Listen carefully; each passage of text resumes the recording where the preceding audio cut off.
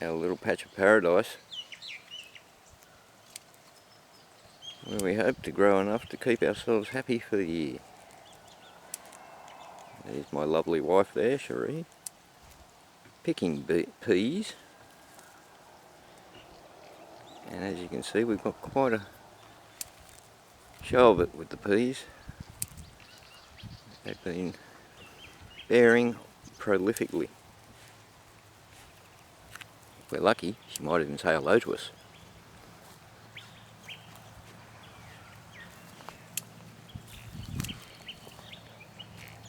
Hello everyone. What breed of peas we got there, Cherie? They're all a bit of a mix, but this lot here that I'm picking at the moment is Sugar Snap. And Sugar Snap at the moment are quite expensive in the supermarkets, so we're really pleased that we've had such good success with them. Yum yum. Hopefully we'll have enough to freeze. Yeah, we'll blanch them and freeze them. As you can see, we've got other things in the garden too. Me being me, I don't know the names of half of them, but Cherie does, and that's the main thing. Some leeks, some celery growing in amongst the shallots over there. Oh gee, that's nice.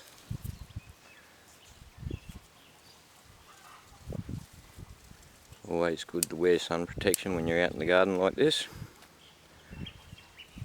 No telling how long you're going to be out here. And judging by those peas, I'd say Cherie's going to be out here for quite a while.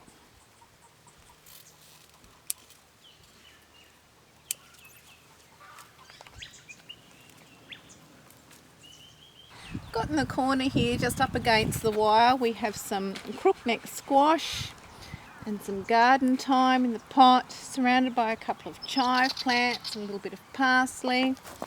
I'm growing some chamomile. It's just I've tried to mix in a few flowers amongst the veggie garden to attract the bees, to make things easier for pollination.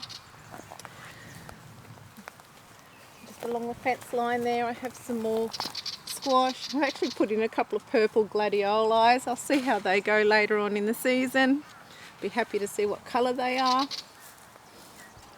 We've got invisible plants here. This little section down here, I've actually got that empty at the moment. I did have sweet potatoes in there last season, but I've pulled them out, and I've actually got slips starting again in the house. Here we have some mustard growing and a little bit of rocket there with flowers on it, and some bees in there enjoying the flowers. They're pretty, aren't they? They are. I've just put this little trellis in the other day. At the bottom of it I'm trying for the first time some snake beans. I think they're called red dragon snake beans. We'll see, they should be coming up in a few days time. And then I've got a bit of a salad mix all planted in this row with some mustard. And again the odd flower. I have some capsicums in here of different varieties. They didn't do very well at all last year. I'm hoping that they will do a little bit better this year, seeing as I've overwintered them and pruning them back. If you have a little look here, you can see there's new growth starting with a new little bud in there on the different little sections. So we're hoping that they will start producing a bit better this year. We'll try again. Hello, little buddy. Also along the fence line there, next to the little post down there, I have some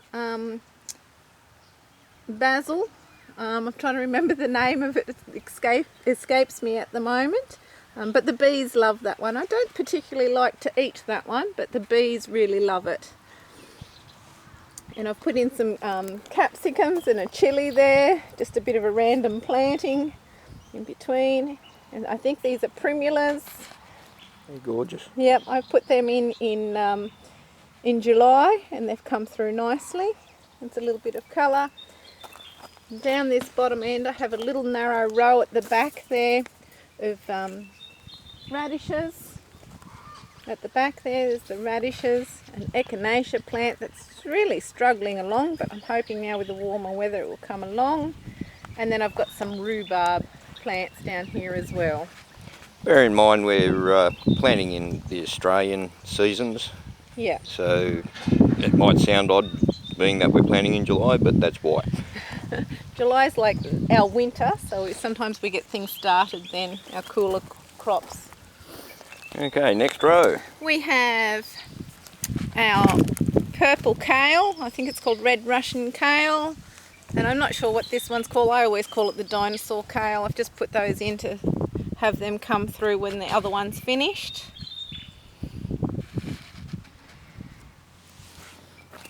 I've been picking quite steadily off that one. I'm giving plenty away, and when I've got too much the chickens get a bit, sometimes the cow gets a bit over the fence as a treat. And next up is my garlic. I have a feeling I planted my garlic too early and it is splitting. If you look down here you'll see how all of the nodes are splitting. It's not getting one big shoot on it, so I'm a bit concerned that I put it in too early. So I did put that in, planted it in March. And we have a random poppy that's come up that I've let stay there. There's a few of those in this row. And then in the middle here I've got what's called Egyptian walking onions.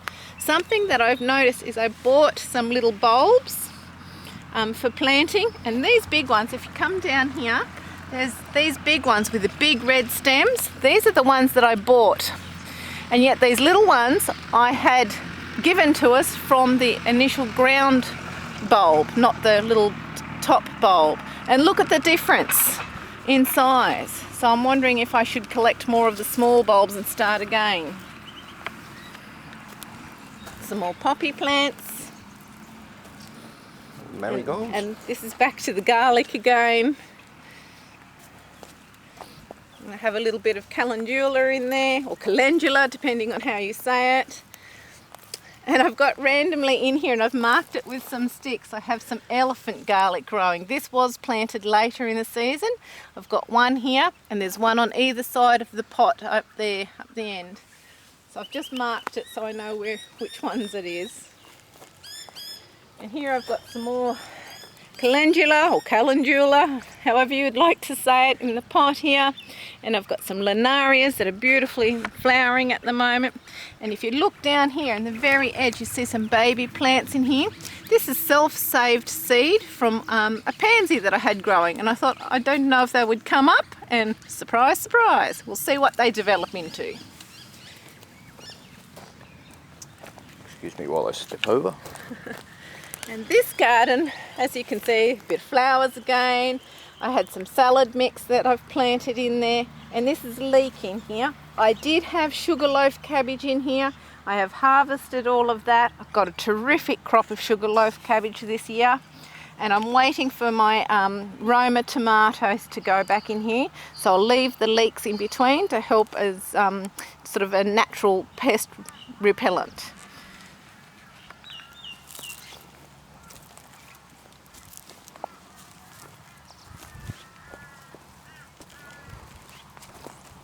Walking me down the garden path here, darling. Some more pansies that are probably past their best at the moment, and here I have a little bit of spinach. I'll just show you the tag because I'm not sure what variety it is. Just one that I bought from the nursery. Looks like it says spinach. It says spinach. And happy gardening. Okay. What have we got here? Here I've got Corona carrots that I've got coming up. I've done lots of rows. I always plant extra with the carrots, especially on the outer rows, because the outer rows I see as sacrifices to the slugs and everything else that might take them. And then I tend to do better in the middle rows. Excuse my horses, they're running amok. And so's the dog.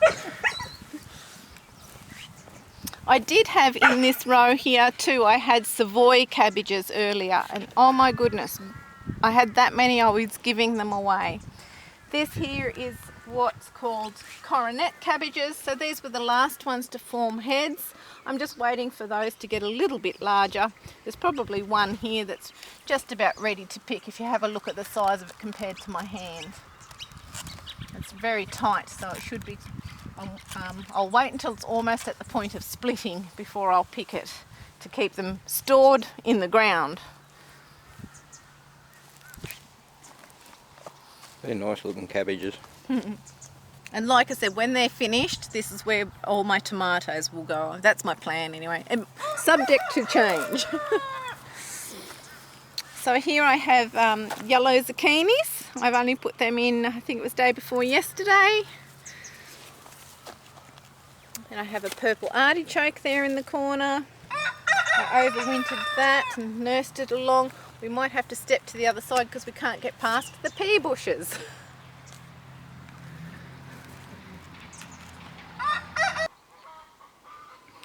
Okay, so here we're on the next row. I have small flowers, small primulas. I have the bulb type of fennel. I've not grown it before. This is my first year growing it. I did pick a couple of big ones already, and I've just got some underplanted with a couple of beetroot, which are on their way. They're actually quite nice baked. They are very nice baked. So we've discovered underneath, because these are nearly finished, I've interplanted them with some blackjack zucchini. But see this one here, it's almost ready to pick. It's nice and firm. Okay, some of the outer fronds are starting to go a little bit yellow, so I'm guessing that will be ready before long.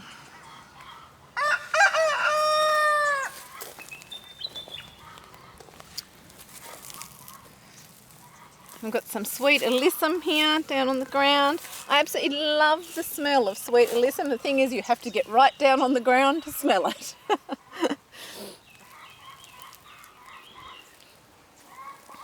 And further down here I have some parsnip. My husband can never remember the name of parsnip and calls them white carrots.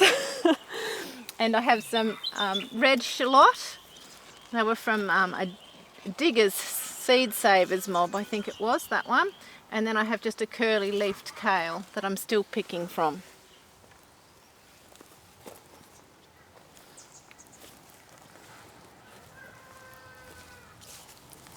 The parsnips are actually doing really quite well. We'll just have a look here at how big the crown is.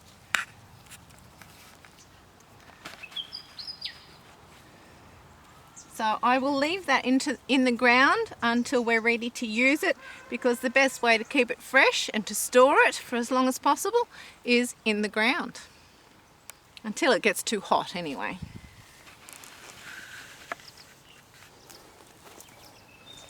Here I have a mix again of the red shallot as well as some Egyptian walking onions. Some more sweet alyssum.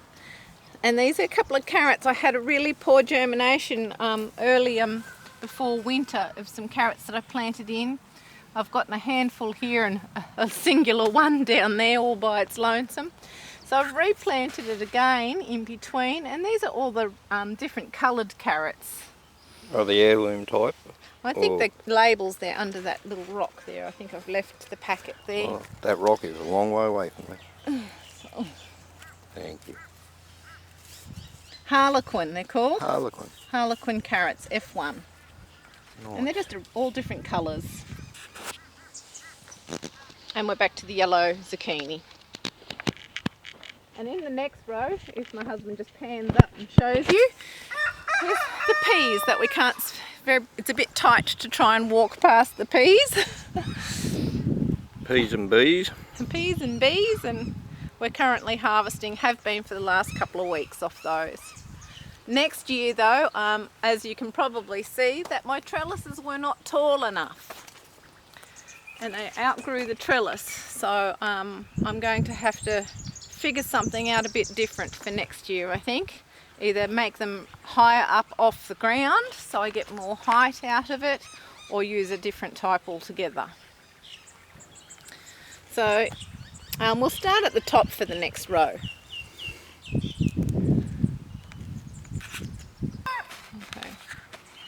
So up the very top there, you can see I've got two plants side by side up there. They are some cauliflower. I'm not a big fan of cauliflower. It's well known in my family that I'm not a big fan of cauliflower. I did have 4 planted there. A couple didn't make it. And then in the blank space where the stick is there, I have home saved seed of some beans that are just popping up. And then this side I have bought seeds. Then I've got a type of beetroot. I can't remember the name of it. I think it's a stripy one. And then I just have the bull's blood type 1 in all different stages. And in this little blank spot between the beetroot and the corn, I actually am trying for the first time white beetroot. So they've been transplanted in there. They're very tiny at the moment, but they are still going. So, and then there's my corn that I germinated on the windowsill inside the house in middle of July, just as a tester to see if the seed was any good. And it germinated, and I thought, well, let's put it in the garden and see what happens, even though it was in the dead of winter. And it has survived. It did cop a little light frost, but it's managed to survive throughout the whole season. And then down the bottom here we have some celery. And some pretties. And some pretties, primulas. And that's it. That's the tour of our garden.